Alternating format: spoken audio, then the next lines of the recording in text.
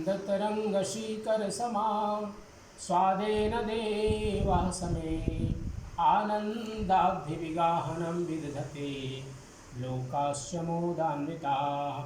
सत्ये सहसै सद्गुरुर्विजयते कारुण्यलीलाधरो हंसानां निजलोकदः सुखकरो बोधेन्दुरत्नाकरः। यो ब्रह्माणं विदधाति पूर्वं यो वै वेदांस प्रणोति तस्मै तमः देवमात्मबुद्धिप्रकाशं मुमुक्षुर्वै शरणमहं प्रपद्ये मुमुक्षुर्वै शरणमहं प्रपद्ये। प्रेम से बोलिए सदगुरु कबीर साहेब की जय, सब संत भक्त समाज की जय, आज के आनंद की जय। सत्य पुरुष परमात्मा हम सबके हृदय में विराजमान सदगुरु कबीर साहेब परम आदरणीय परम श्रद्धेय सभी भक्तजन देवी सज्जनों प्यारे बच्चों, परम पावन अवसर आज नववर्ष के चौथा दिन और आप सबको नववर्ष की हार्दिक मंगल कामना। अभी लगभग 1 महीना भी पूर्ण नहीं हुआ इस परिवार में मांगलिक कार्य हुआ। श्रीमान नील उजागिर जी की विवाह हुई श्रीमती नेहा उजागिर जी के साथ, उसकी भी बधाई।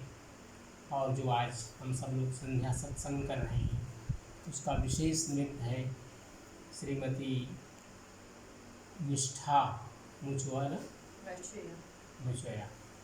उनकी कन्या बड़ी बेटी कुमारी अविशा और पेपर का नाम लेविना।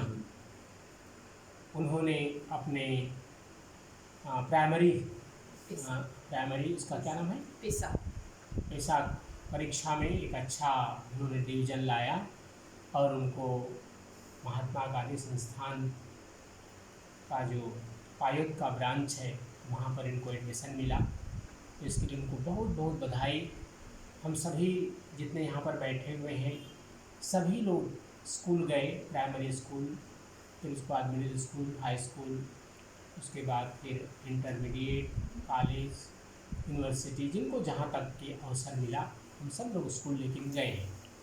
और हम सब जानते हैं कि बचपन का जो जीवन होता है कितना कहने के लिए है कि सुखमय है, लेकिन कितने प्रकार के कार्य होते हैं। ठीक है, खेलते कूदते हैं, बहुत बड़ी जिम्मेदारियां नहीं होती, माता पिता सब जिम्मेदारियां संभालते हैं, क्योंकि उस समय हमें काम का रुपया कहाँ से आएगा, कैसे घर चलेगा, ये सब चिंता नहीं होती। लेकिन इसके बाद भी हमारी जो परीक्षाएं हैं, हम साल भर पढ़ाई करते हैं और हम अगर ठीक से पढ़ करके होमवर्क जो मिलता है हमें गृह कार्य, अगर उसको हम ठीक से नहीं करते हैं तो स्कूल में जाने पर हमारे टीचर डांट पड़ती है उनसे। तो काफ़ी काम होते हैं बचपन में भी, और वो चलता है जब तक हमारे शिक्षा का कार्यक्रम जब तक हम करते हो, चाहे वो यूनिवर्सिटी तक करते हो या इंटरमीडिएट तक।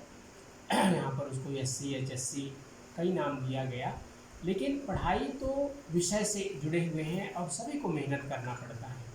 तो कुमारी अविशा ने, कुमारी लेविना ने एक मेहनत किया और एक अच्छा डिवीज़न पाया, जो निश्चय ही उनके माता पिता के लिए गर्व की बात है कि उनकी बेटी ने अपने मेहनत को सफल किया। वो स्कूल भी जाती थी और साथ साथ ट्यूशन भी पढ़ती थी। तो उनका मेहनत का सफलता के लिए उनको बधाई है कि वो आगे भी जो उनके एग्ज़ाम होंगे उसमें भी वो अच्छा मेहनत करें और जीवन में एक ऐसे ऊंचाई को प्राप्त कर सकें कि उनके माता पिता को उन पर गर्व हो। तो निश्चय ही ये जीवन की यात्रा है।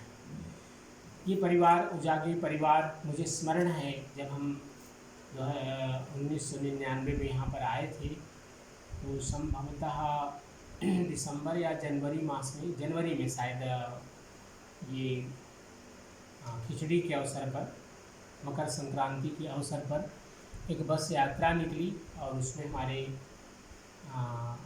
श्री राजेश उजागिर जी और उनकी धर्मपत्नी श्रीमती बीना जी उस बस यात्रा में साथ थी। श्री कबीर काउंसिल की ओर से वो एक पिकनिक के रूप में बस यात्रा थी, जहां हम लोग कई जगहों पर गए, घूमते फिरते हुए समुद्र किनारे। तो वो परिचय आगे बढ़ता गया और उसके बाद फिर आज तक इतने साल हो गए, 24 साल पूरे हो गए, 25वां साल चल रहा है, वो आप लोगों की भक्ति और प्रेम और श्रद्धा अभी तक अक्षुण्ण है। यह एक बहुत बड़ी बात है कि एक संत के साथ, एक सन्यासी के साथ जुड़ करके आप लोगों ने गुरु दीक्षा लिया और उसके बाद फिर इस परंपरा को आज तक निभा रहे हैं। हमारे हिंदू संस्कृति में बहुत बहुत संप्रदाय हैं, छोटे छोटे ग्रुप हैं, और उन्हीं में से एक ग्रुप है कबीर पंथ। कबीर पंथ में सदगुरु कबीर साहब चूँकि जिस समय आए, आज के 626वां साल ही चल रहा है, तो उस समय की स्थिति भारत में यवन शासन काल था, मुस्लिमों का शासन था भारत में, और हमारे हिंदू लोग बहुत बड़ी संख्या में थे, लेकिन उनमें क्या था, बिखराव था, एकता नहीं थी। सबसे बड़ी बात थी जातिवाद, और जातिवाद के कारण से बहुत से मंदिर ऐसे थे जहाँ पर जो जिनको हम कह सकते हैं चतुर्थ वर्ण के लोग थे, उन लोगों को प्रवेश नहीं दिया जाता था, और बड़े भी मध्यम वर्ग के भी जो लोग थे वो एक दूसरे के प्रति इतना प्रेम भाव नहीं रखते थे। सदगुरु कबीर साहब ने इन चीज़ों को देखा और इसीलिए सबको जोड़ा उन्होंने। और एक बात उन्होंने और देखी, कोई राम के नाम पर लड़ रहा है, कोई कृष्ण के नाम पर लड़ रहा है, कोई शिव के नाम पर लड़ रहा है, कोई देवी दुर्गा माँ, काली माँ के नाम पर लड़ रहा है। तो कबीर साहब ने कहा कि कैसे इन लोगों को जोड़ा जाए। तो जोड़ने के लिए ही उन्होंने सत्य का एक नाम दिया। कहा उन्होंने कि जितने भी रूप आप सगुण रूप में देख रहे हैं, परमात्मा के भिन्न भिन्न रूप आप देख रहे हैं, काली माँ, दुर्गा माँ, भगवान विष्णु, भगवान गणेश, जितने भी ब्रह्मा विष्णु महेश के जितने भी रूप हैं, अवतार हैं, उन सबको आप देख रहे हैं, लेकिन इन सब के पीछे जो एक शक्ति है वही एकमात्र सत्य है। क्योंकि जो भी अवतार इस संसार में आए, जिस रूप को लेकर के, वो एक दिन यहाँ से वापस चले गए, और किस में समा गए, उसी शक्ति में समा गए, उसी तत्व में समा गए जो सत्य स्वरूप है। क्योंकि सत्य नहीं बदलता, बाकी सारी चीज़ें बदलती हैं। हम सब लोग भी देखिए, बच्चे थे, जवान हुए, अब इसके बाद तीसरी अवस्था, तो सभी के जीवन में ये परिवर्तन आता है, चाहे वो जड़ रूप में हो या जंगम रूप में हो, वृक्ष आदि और जितने भी जीव जंतु हैं, चलने फिरने वाले, उड़ने वाले, पानी के अंदर रहने वाले, सब में परिवर्तन आता है, लेकिन सत्य में परिवर्तन नहीं आता। सत्य एक समान है, अर्थात 2 + 2 = 4, ये सदा ही रहेगा, इसमें कोई कभी भी परिवर्तन नहीं आएगा।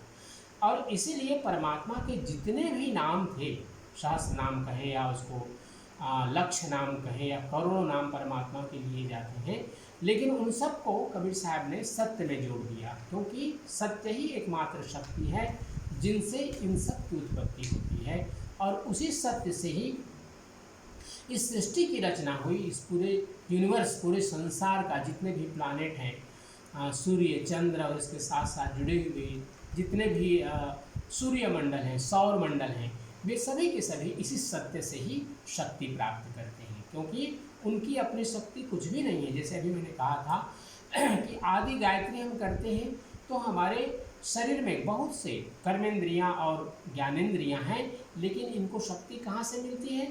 उसी परमात्मा से शक्ति मिलती है, जीवात्मा से, जो हमारे अंदर विराजमान है। जैसे वो जीवात्मा यहाँ से निकल गया, आँखें रहेंगी, कान रहेगा, मुख नाक सब रहेंगे, हमारे हाथ पैर सब रहेंगे, ज्ञानेंद्रियाँ और कर्मेंद्रियाँ, लेकिन ये हमारे लिए बेकार हो जाएंगे, क्योंकि बॉडी तो डेड हो गया। जिससे शक्ति प्राप्त कर सकते थे, जिस तत्व से ये शरीर चल फिर रहा था, वही इसके अंदर में अब नहीं है, तो डेड बॉडी हो गया। तो उस शक्ति को सदगुरु कबीर साहब ने सत्य कहा, और इसलिए सत्य नाम रूपी महामंत्र उन्होंने दिया। सत्य नाम के माध्यम से सदगुरु कबीर साहब ने प्रयास किया कि हिंदू संस्कृति से जुड़े हुए जितने भी संप्रदाय थे आज से 600 साल पहले, उन सब को जोड़ने का प्रयास किया कि आपके राम सत्य हैं, कृष्ण सत्य हैं, भगवान विष्णु सत्य हैं, शिव सत्य हैं, गणेश सत्य हैं। सत्य इसलिए है कि गणेश जी अब देख नहीं सकते उनको हम, शिव जी की कथा सुनते हैं, इसका मतलब है शिव जी एक समय थे इस संसार में जिन्होंने ये लीलाएं किया। राम जी थे, राम जी की लीलाएं सुनते हैं, कृष्ण जी थे, उनको देख सकते थे, उनसे बात कर सकते थे, लेकिन अब नहीं है। तो ये सभी के सभी जिनको भी हम नाम ले रहे हैं भगवान का, जिनके मंदिर हमारे बने हुए हैं, वो सभी एक समय इस संसार में आए, कुछ न कुछ उन्होंने अच्छा काम किया जिसके कारण हम उनको भगवान मानते हैं, लेकिन वो रहे नहीं, उनका शरीर चला गया। उनकी मूर्तियाँ बनाकर, उनके जो ग्रंथ हैं उनके बारे में उनको हम लोग सुनते हैं, श्रवण करते हैं तो उससे पुण्य प्राप्त करते हैं। लेकिन कहाँ से आए और कहाँ गए, वो सत्य से आए और उसी सत्य में समाहित हो गए। सत्य कोई व्यक्ति नहीं है, सत्य एक निर्गुण निराकार रूप है। तो उसी सत्य का सदगुरु कबीर साहब ने लोगों को उपदेश किया कि सत्य का आप उपदेश करें, और सत्य का रूप कहाँ मिलेगा? सर्वप्रथम आपके माता पिता में मिलेंगे। जो आपके माता पिता हैं, सर्वप्रथम गुरु वही हैं। गुरु को उन्होंने बहुत ऊंचा स्थान दिया कि परमात्मा को देखना संभव नहीं है, लेकिन हम गुरु को देख सकते हैं क्योंकि गुरु हमारे समक्ष हैं। और गुरु में उन्होंने कई रूप दिखलाया, जैसे माता पिता को उन्होंने गुरु कहा। उसके बाद जो आपके टीचर हैं, स्कूल में शिक्षा देते हैं, उनको उन्होंने गुरु कहा। जो आपके घर में आकर के कथा आदि करते हैं, प्रवचन आदि करते हैं, सत्संग करते हैं, भजन सुनाते हैं, इनको उन्होंने गुरु कहा। इसके बाद जो भी जिनसे हम ज्ञान प्राप्त करते हैं, वे सभी को उन्होंने गुरु कहा। और अंत में जो हमें सत्य का जो उपदेश करता है, जिनसे हम गुरु दीक्षा लेते हैं, गुरु मंत्र प्राप्त करते हैं, उनको उन्होंने कहा कि ये सद्गुरु हैं, क्योंकि वो सांसारिक शिक्षा नहीं देते सद्गुरु, वे हमें परमार्थ अर्थात सत्य की शिक्षा देते हैं और सत्यलोक की यात्रा का मार्ग बताते हैं कि कैसे उस पर चल करके हम सत्यलोक को प्राप्त कर सकते हैं। तो ये सदगुरु कबीर साहब का जो दर्शन है, उसका एक बहुत बड़ा जो फल है, उसका जो गुण है वो यही है कि उस समय के जितने भी हिंदू हमारे टूटे हुए थे, बिखरे हुए थे, कोई एक दूसरे को बात नहीं करता था। एक दूसरे की छाया तक को लोग कहते थे कि तुम्हारी छाया हमको पड़ गया, हम तो अशुद्ध हो गए, हमको फिर से स्नान करना पड़ेगा। कोई किसी को छू नहीं सकता था, बैठ के एक साथ भोजन नहीं कर सकते थे। सदगुरु कबीर साहब ने देखा यही छुआछूत और जातिवाद के कारण से भारत में मुस्लिम लोग वहाँ बाहर से आए और पूरे देश पर उन लोगों ने शासन किया। 1 साल 2 साल नहीं, 700 ईयर। और वही रोग फिर मुसलमानों के साथ लग गया, उसमें छोटे बड़े जात हो गए, और क्या हुआ, वो भी आपस में लड़ने लगे, भोग विलास में लग गए, और उसका परिणाम क्या हुआ, अंग्रेज वहाँ पहुँचे। हाँ, अंग्रेज लोग पहुँचे, कंपनी अपना एक बना करके ईस्ट इंडिया कंपनी के नाम से उन लोगों ने भारत में इस्टेब्लिश किया, और उसके साथ साथ धीरे धीरे पूरे भारत पर उन्होंने कब्जा कर लिया। और वह भी 1 साल 2 साल नहीं, पूरे 300 साल उन लोगों ने राज किया। इस प्रकार से हिंदुओं पर 1000 साल तक, यवन संस्कृति 700 साल, 300 साल अंग्रेजों ने शासन किया। सदगुरु कबीर साहब ने जिस समय यवन लोग थे उस समय जोड़ने का काम किया, और जो ज़बरदस्ती मुसलमान बनाए जा रहे थे हिंदुओं, उसको बादशाह से कह करके सदगुरु कबीर साहब ने रुकवाया।